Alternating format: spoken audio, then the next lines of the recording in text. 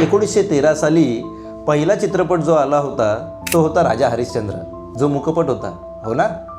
पण मग तुम्हाला माहिती आहे का की नेमकी साऊंडची निर्मिती कशी झाली, की फिल्म्समध्ये साऊंड आले कुठून, डायलॉग्सचा आवाज कुठून आला, ह्याच्यामध्ये संगीत कसं आलं? आपल्या भारतामध्ये पहिली टॉकी फिल्म जी बनली त्याचं नाव आहे आलम आरा.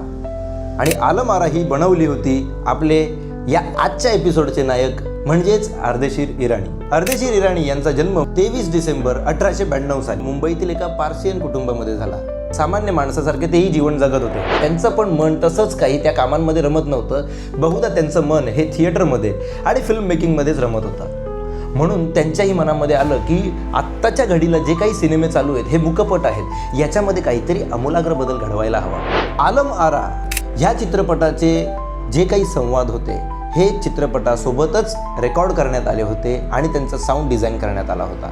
आजच्या टायमिंग जर तुम्ही बघितलं तर आजच्या टायमिंगमध्ये आपल्याकडे बऱ्याचशा टेक्नॉलॉजीज आहेत, पण त्या काळात तुम्हाला वाटतंय का या काही टेक्नॉलॉजीज असतील? तुम्हाला माहिती आहे का की त्यांचा जो स्टुडिओ होता तो स्टुडिओ रेल्वे रुळाच्या बाजूलाच होता. मग रेल्वे जात होती, रेल्वे येत होती, त्यामुळे जो आवाज येत होता त्यामुळे त्यांना एडिटिंगसाठी, साऊंडसाठी फार त्रास येत होता. म्हणून त्यांनी एक शक्कल लढवली.